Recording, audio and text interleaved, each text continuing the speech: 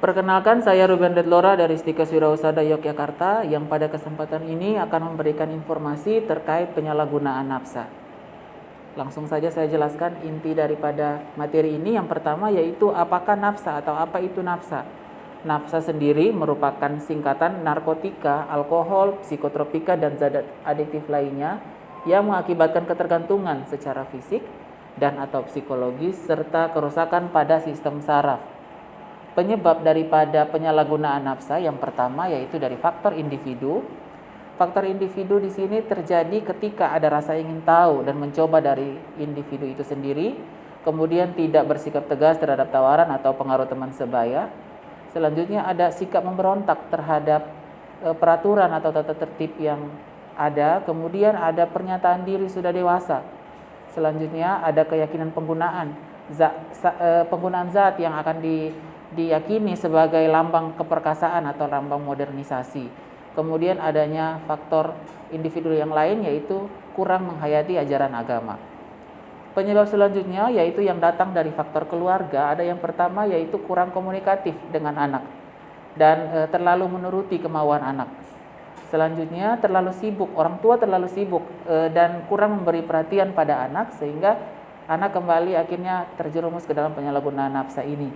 Selanjutnya yaitu keluarga yang mengalami ketergantungan nafsa juga sehingga penyebabnya akan menjadi lebih memperkuat faktor individu tadi yang akhirnya membuat anak ini menjadi menyalahgunakan nafsa juga.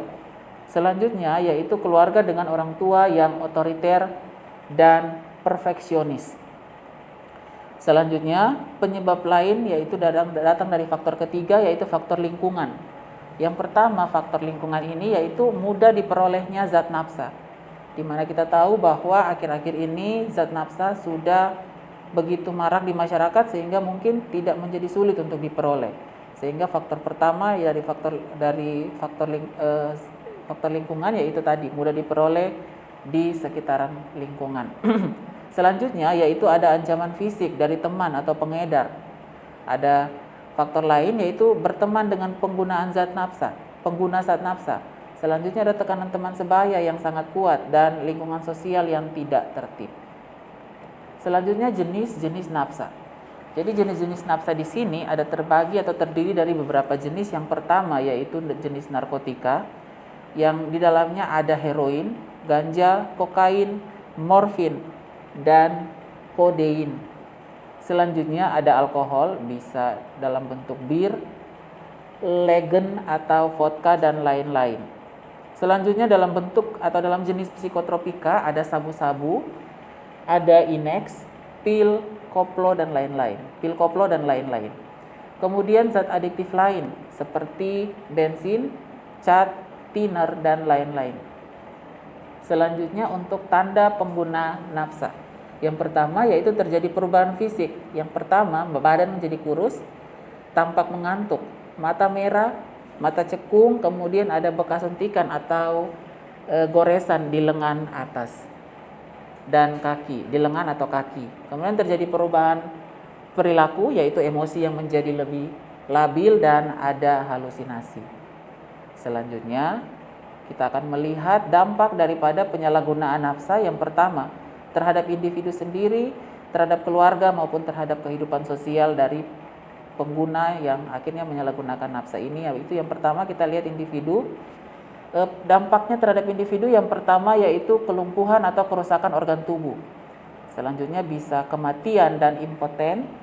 Ada atau tidak selanjutnya dampak selanjutnya yaitu tidak segan menyiksa diri.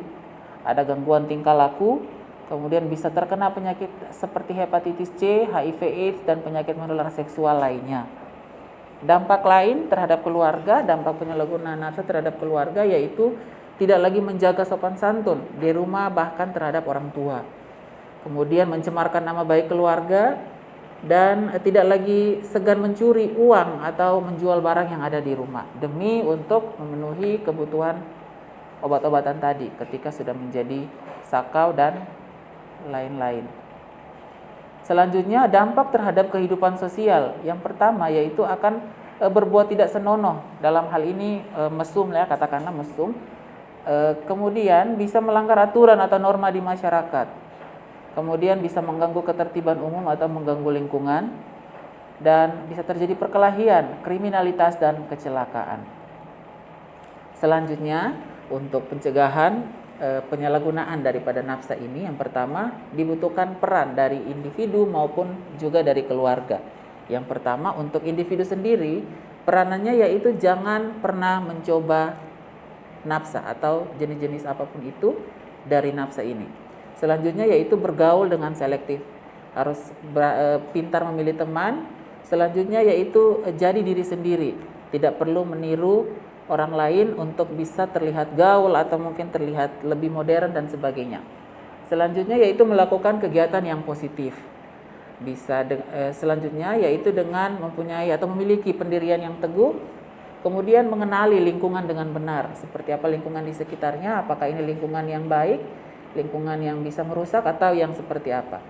Selanjutnya dengan mengenali dengan benar informasi tentang nafsa, sehingga tahu seperti apa dampaknya, tahu seperti apa cara pencegahannya, dan tahu cara seperti apa cara atau dampak daripada nafsa ini. Kemudian mendekatkan diri dengan Tuhan, dan selanjutnya yaitu peran dari keluarga, yaitu menciptakan keluarga yang harmonis, kemudian menanamkan rasa tanggung jawab dan percaya diri.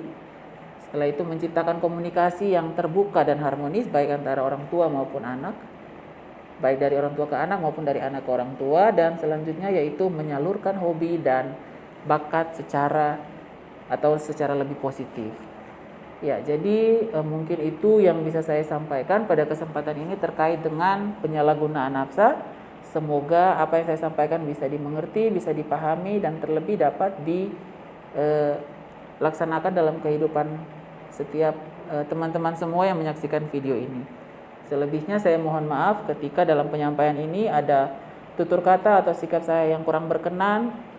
Saya mohon maaf untuk itu, dan semoga kita semua senantiasa ada dalam keadaan yang baik.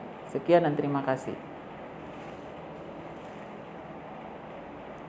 Annyeonghaseyo.